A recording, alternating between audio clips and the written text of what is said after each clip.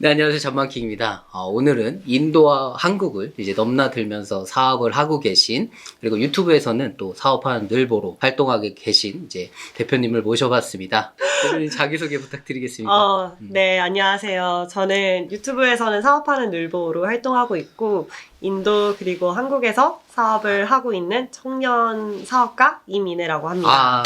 대표님 대량로 사업 말고도 혹시 뭐 어떤 사업들을 하고 계신가요, 지금은? 원래도 그랬는데, 이제 말씀하신 대로 대량 등록 사업은 계속 하고 있는 한 영역이고, 그거 외에 이제 뭐 구매 대행, 그리고 병행 수입, 또 저희 자체적으로 제조한 상품, 예, 그런 제품들을 가지고 유통하는 거, 수출입하는 무역 하고 있고요. 그리고 이제 다른 축이 인도 쪽 진출 컨설팅. 그럼 사업을 휴학을 하시고 그렇죠. 몇 학년 때 휴학을 하시고? 제가 이제 23살 때였고, 그때 학년으로는 3학년 1학기까지 마치고, 바로 이제 인도에서 사업하겠다라고 하고 인도로 갔었어요. 그게 몇 살 때? 그게 이제 23살 때였고, 와. 네, 근데 사업자는 25세 됐는데, 23살 때 이제 인도로 가서 인도에 대한 시장 조사를 한 2년 동안 한 거죠. 아니면 나는 사업을 해야 되겠다, 인도를 가야 되겠다고 혼자 비행기 티켓을 끊고 간 건지. 이게 맞는 것 같아요. 이게 맞다고요? 네, 진짜 이게 맞아요. 그냥 사업해야겠다? 근데 인도에서 해야겠다? 그리고 비행기 티켓 끊고 간 거 맞아요. 와, 저로서는 상상하기가 조금 힘든데. 특이한, 지금 생각하면 못할 것 같아요. 어떤 계기가 있었나요, 그게? 근데 뭐 사업하겠다라고 생각한 거는 뭐 당연히 제 개인적인 꿈 뭐 이런 계기가 있었던 거고. 그쵸. 인도는 이제 제가 교육과라고 했잖아요. 근데 제가 제 자신을 평가할 때 뭔가 엄청난 창의성이 있거나 뭐 또는 뭐 기술 이런 게 있어서 내가 직접 뭔가 창조해내는 사업을 하는 거는 못할 거라고 사실 생각했고 그러다 보니까 이미 있는 사업 모델을 뭔가 접목시켜서 해야 되는 그러다 보니까 선진국이 아니라 또 너무 처진 후진국도 아닌 성장하고 있는 중진국을 가야겠다. 그게 딱 저한테는 인도였어요. 그래서 이제 인도로 갔죠. 가서 뭐 하셨어요, 그럼? 아니, 계획은 그래도 그렇죠. 가지고 가시지 않았을까? 네, 그때 그래서 제가 컨설팅 회사에 이제 입사를 하면서 인도를 간 거였어요. 네. 그러면 취직을 하시고 거기서 이제 사업을 배운다기보다는 그냥 회사 일을 좀 배우신 건가요? 아니면? 뭐 컨설팅 회사 자체가 사실 법인 설립, 뭐 회계, 부동산, 맨파워, 그리고 무역업을 다루는 회사였거든요. 제가 이거 5개를 다 하고 나오려고. 일단 네. 공부를 해야 되겠다라는 그렇죠. 개념으로 이제 전체적인 그림을 좀 먼저 잡아야겠다. 그래서 거기를 딱 들어간 거였어요. 그걸 어느 정도 하신 거예요, 그러면? 23살에 가가지고 1년 반, 2년 정도 했죠. 네. 그러니까 내 사업을 따로 했다기보다는 한 1년에서 2년 정도를 좀 배운 거네요. 맞아요. 근데 진짜 그때는 죽도록 했어요. 그렇게 1, 2년 하시고 그러면은 한 2년쯤 됐을 때 그러면 나오신 건데 회사를. 그렇죠. 네. 그럼 나오시고서도 그러면 인도에서 계속 지내신 건가요? 그때는 한국으로 왔어요. 네, 왜냐면은 인도에서 내린 결론이 유통을 해야겠다라는 거기서 결론을 많이 봤으니까 또. 맞아요. 그래서 지금이 딱 인도가 한국의 10년 전과 현재를 동시에 가지고 있더라고요. 그때 당시에. 그래서 한국이 그래도 조금 더 선진화된 유통의 지식과 기술이 있으니 한국에서 그걸 좀 배워서 인도로 다시 와야겠다. 네, 그때 제가 대량 등록을 처음 배웠어요. 그렇게 해서 그러면은 계속 뭐 대량 등록으로 사업을 키워나가신 거 아니면 이제 컨설팅을 아까 하고 싶다고 하셨는데 그것도 같이 하신 건지. 컨설팅을 시작한 건 사실 얼마 안 됐어요. 네, 그러니까 프리랜서로 몇 년 하긴 했는데 실제 컨설팅이라고 하는 게 회사의 한 사업 모델로 자리 잡은 건 얼마 안 됐고 그리고 유통 쪽이 사실은 핵심적으로 내가 인도에서 유통 플랫폼을 만드는 게 원래 목표긴 했는데 지금 좀 많이 바뀌었죠. 지금은 이제 유통의 한 축, 컨설팅 한 축을 잡아서 인도 쪽에 이제 진출하려고 하는 회사들을 셋업해드리고 그리고 절대 다수의 회사는 무조건 브랜딩이잖아요. 그렇죠. 뭐 상품을 팔든 뭘 팔든 또는 지식 서비스를 팔든. 네, 근데 제가 이 브랜딩이라고 하는 축을 만약에 제 걸로 만들 수 있으면 정말 완벽한 셋업을 해드릴 수 있게 되는 처음부터 끝까지 그렇죠. 완전 A to Z. 네, 그게 좀 지금의 방향성이 된 것 같아요. 힘들었던 적도 있지 않으셨나요? 포기하고 싶던 적이나. 너무 많죠. 저는 지금 너무너무 많죠. 그거는 말할 수 없이. 좀 진짜 이건 힘들었다. 진짜 뭐 돈을 벌고 있었어도 이건 좀 그만두고 싶었다 이런 적이 있었나요? 근데 이제 제가 최근에 이제 읽은 책 중에 데일 카네기의 자기관리론이라고 하는 책을 읽었는데 거기에 그런 글귀가 하나 있었어요.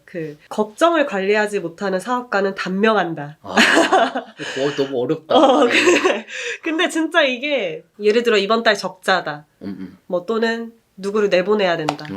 뭐 또는 이런 순간은 수도 없이 제가 5, 6년 했으니까 엄청 많을 거 아니에요. 근데 그 안에서 저의 부정적인 생각과 걱정에 짓눌려서 뭘 못하고 네, 병드는 거예요, 제가. 맞아, 그래요. 네, 그걸 관리하는 게 제일 힘들었고 지금도 그게 제일 힘든 것 같아요. 마인드 컨트롤이네. 네. 대표님 현재 그렇게 이제 사업을 운영해 나가고 계신데 그러면 구체적으로 좀 어떤 시스템으로 어떤 사업들을 해 나가고 계신지 좀 여쭤봐도 될까요? 유통 같은 경우에 이제 대량 등록은 아시다시피 뭐 플레이오토 뭐 이런 것들을 이제 그쵸. 시스템을 사용하는 방법. 오픈마켓 대량 등록을 그렇죠. 해서 판매를 하는. 네, 그래서 그거는 이제 어떤 프로그램들 그리고 어떠한 주기로 어떻게 관리를 하는지에 대한 어떤 매뉴얼을 만들었어요. 그래서 그걸 가지고 돌리고 있고. 그 외에 구매대행이나 뭐 병행 수입 같은 경우에는 끝없이 소싱하죠. 끝없이 새로운 제품들을 신규 발굴하고 그거를 저희가 운영하는 마켓이 한 100개 정도 되거든요. 구매대행이랑 병행 수입에서는.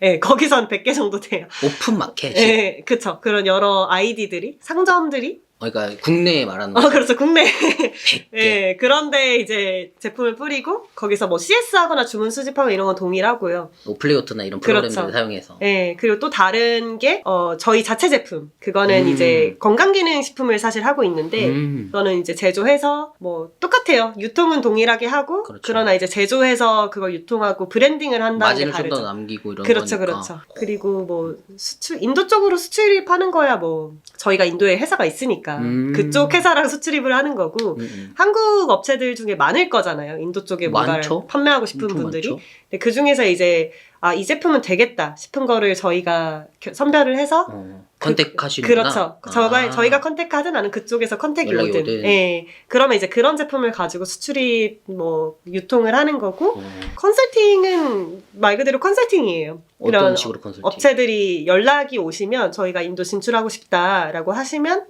뭐 미팅하고 그리고 이제 한 3개월에서 6개월 정도 걸리거든요. 컨설팅 과정이. 그 전체 과정을 이제 컨설팅 해드리는 거죠. 그래서 법인 설립해드리고 모든 셋업 해드리고 부동산 찾아드리고 심지어 맨파워를 찾아달라고 하시는 분들도 있으셔서 인력이죠. 그렇죠. 네. 그러면 이제 인력도 서칭해드리고 가끔 가다가 인사 체계 뭐 그런 폴리시 자체를 인도 법규에 맞춰서 또 셋업을 해주셨으면 좋겠다 하면 그것도 법률 검토해드리고 작성해서 드리고 이런 여러 가지. 그럼 구매 대행도 그러면은 그렇죠. 저희는 대량으로 올리시는 거 아니면은 그냥 아까 소싱하신다고 하셨는데 네. 그럼 뭐 인도나 중국 상품을 소싱해서 네. 국내에 올리고 그렇긴 한데 이제 저희가 하는 구매 대행은 사실 구매 대행에도 두 부류의 사람들이 있으시잖아요. 맞아요. 하나씩 막 해가지고 엄청 올리고 막 이런 분들이 있으시고 그냥 대량으로 긁어 와서 뿌리시는 맞아요, 분들이 저희는 그 중간이에요. 저희는 하나씩 직접 다 소싱을 하고 상세 페이지도 직접 만드는데 그걸 또 대량으로 모든 마켓에 뿌려요. 네, 그래서 하나씩 진짜 올리는 마켓도 있고 그냥 뿌려놓고 팔리면은 주문수 발주하는 마켓도 있고.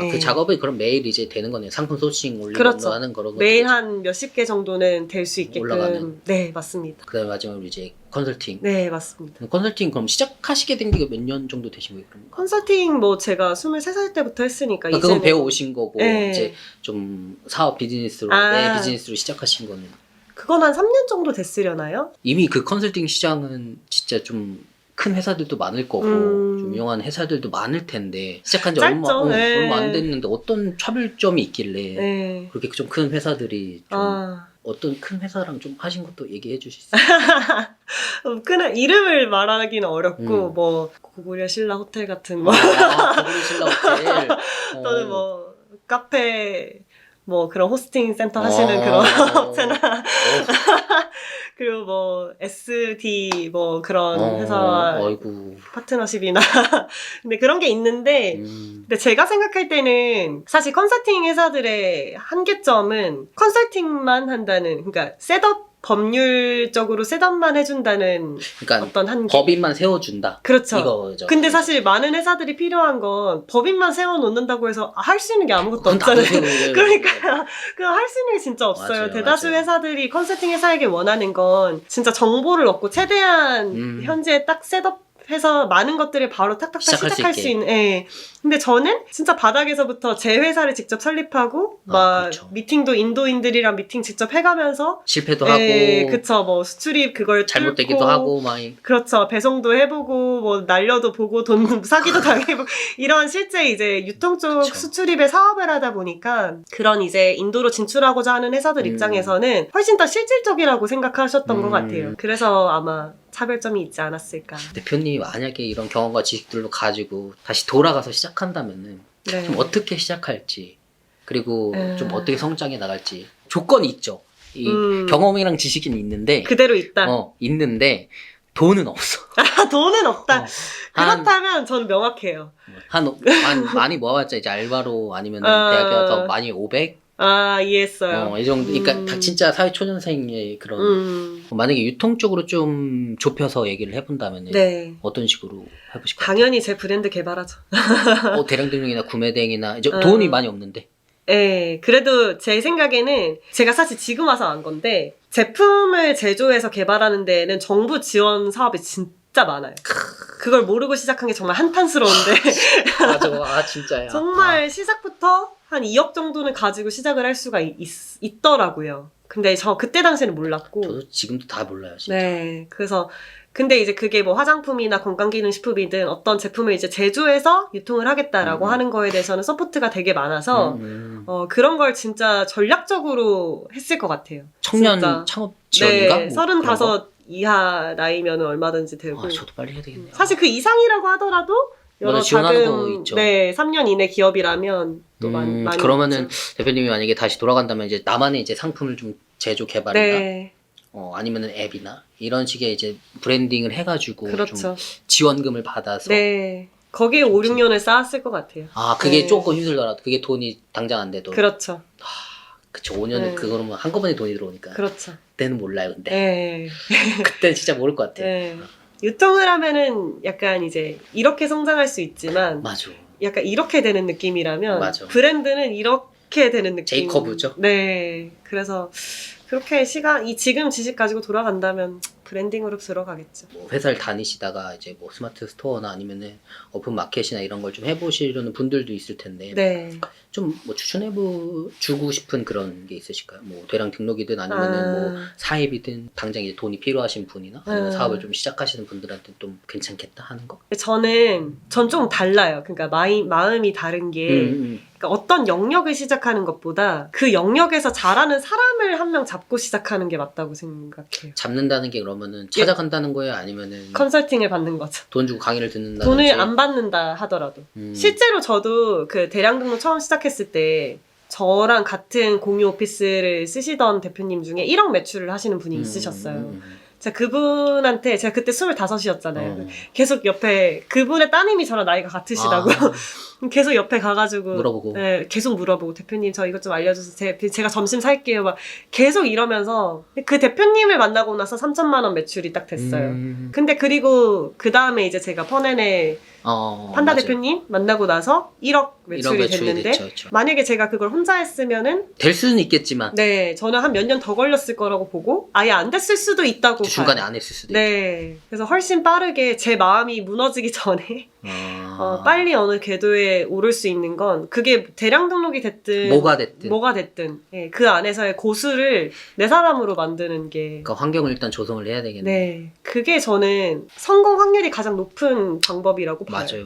대표님들도 만약에 시작하고 계시다면 이런 점들 좀 참고하셔서 좀 시작하셨으면 좋겠습니다. 그러면은 마지막으로 이런 마인드를 가지고 사업을 좀 대하는 게 흔들리지 않고 좀 꾸준히 나아갈 수 있을 것 같다. 그러니까 나만의 어떤 그런 비즈니스 철학이나 마인드? 근데 저는 되게 단순한데 내가 버틸 수 있다라는 생각이 든다면 사업해도 된다고 보는 사람이라서 버틸 이 분야에서? 그냥 단순히 나 1년 해보고 안 되면 때려친다 이러면 저는 못한다고 봐요.